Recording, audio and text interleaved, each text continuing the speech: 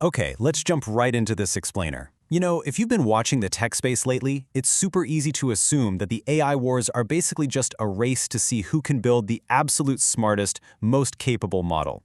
But on August 13th, 2026, an announcement between IBM and OpenAI dropped, and it highlighted a massive, kind of hidden shift in the industry. As we're going to see today, the battle is actually no longer about who has the highest IQ model. It's about who actually holds the keys to the enterprise. So I really want you to ask yourself, who actually controls the enterprise AI wiring? Because the real multi-billion-dollar challenge hidden behind all the recent hype isn't generating a clever poem or, writing a quick Python script on your laptop. The real challenge is getting a phenomenally powerful AI safely integrated into a massive bank, a government agency, or a hospital's highly regulated, decades-old legacy systems. And let me tell you, that is a completely different ballgame. So, Section 1, the AI middleman deal. Let's get into exactly what happened between IBM and OpenAI. Let's start with the surface-level facts here. The stated goal of this alliance is to put industry-leading models, we're talking GPT-5.6, Codex, and ChatGPT Work, directly inside IBM Consulting Advantage. That's the proprietary platform that IBM's massive global army of consultants use to deliver projects. And the scale of this? It's staggering. Tens of thousands. IBM is literally building a dedicated OpenAI practice by retraining and certifying tens of thousands of their current employees. They want them acting as specialized forward-deployed engineers. Basically, they'll be targeting massive operational areas like finance, HR, and cybersecurity, and customizing this tech right there on the ground with the customer. But hold on a second, because here is where we get a bit of narrative whiplash. Despite this massive retraining effort, the joint sales push, and deeply expanded Daybreak cybersecurity work, no financial terms were disclosed. None. This is absolutely crucial to understand. We aren't looking at a giant acquisition or some massive guaranteed revenue payout for IBM. At its core, this is a distribution and implementation alliance. And this is a very deliberate strategy for IBM. They are maintaining what we call a model-agnostic approach. Basically, they're designed to support multiple AI providers instead of locking themselves into just one single model family. So IBM isn't abandoning its own Granite models, and they certainly aren't dropping their previously announced partnership with Anthropic. Instead, they are positioning themselves as the trusted, neutral contractor that can install whatever model happens to fit your specific business needs. Which brings us to Section 2, the real AI bottleneck, implementation. So there is this hidden structural shift happening right now. Access to world-class AI? That's essentially a solved problem. Anybody can buy API access today. But safe, compliant implementation? That is the new bottleneck. To really grasp this, we need to clarify what a frontier model actually is. Yes, it's a leading general-purpose AI, and yes, it's highly capable. But honestly, it's just a really powerful engine. It is absolutely not a finished business system. You see, an off-the-shelf model doesn't inherently understand your corporation's complex audit trails. It has no clue about your internal data permissions across old mainframes, and it definitely doesn't know your industry's specific, highly sensitive legal compliance rules.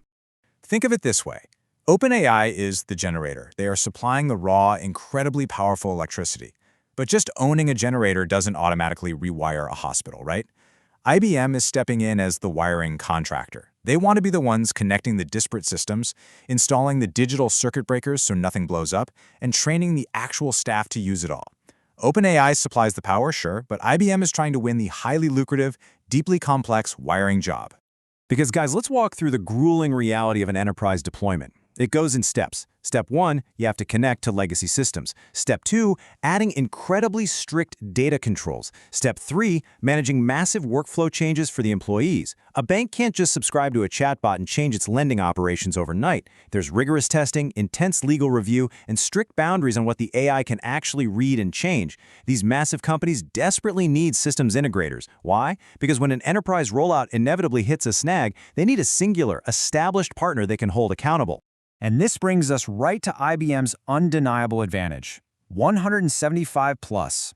That is the number of countries where IBM already has existing client relationships, deep access to legacy infrastructure, and most importantly, established corporate trust.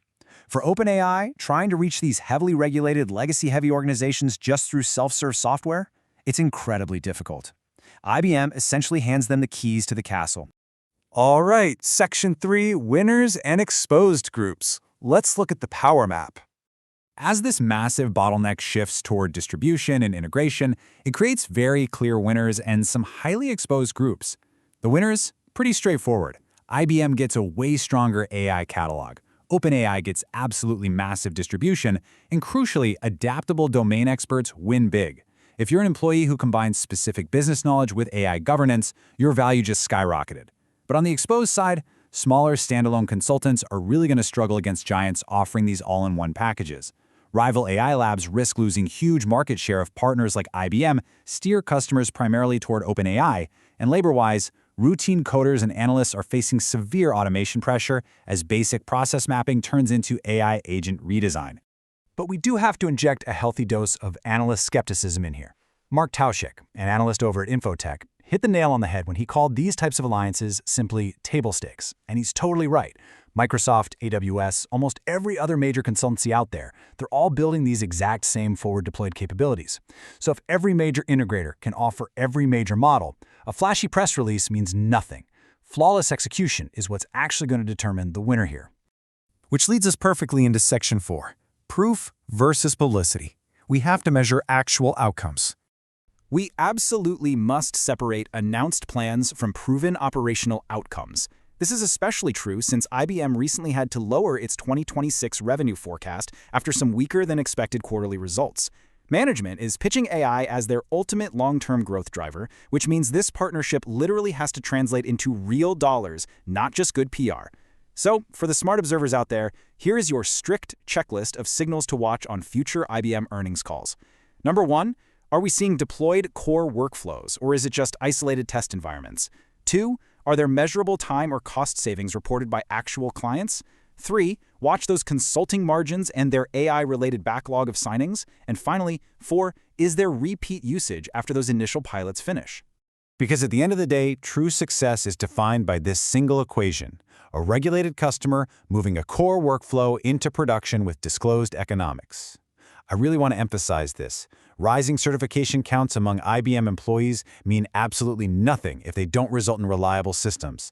The ultimate proof is moving past those shiny, polished pilot experiments and getting into actual, money-saving, secure production for a client. So I want to leave you with this final kind of provocative thought. As these frontier AI models become widely available, as the intelligence itself basically becomes commoditized, who is actually going to build the durable moat? Is it going to be the labs inventing the models, or the integrators safely converting those models into working institutions? It's a battle over the wiring of the future enterprise, and trust me, it's a space we're going to be watching very closely. And finally, before we wrap, just our mandatory educational disclaimer: this explainer is strictly for educational and informational purposes only. It's not financial, investment, legal, tax, employment, or cybersecurity advice. Always make sure to verify current facts and consult qualified professionals before making any decisions based on this stuff. Thanks so much for joining me on this deep dive, and keep learning out there.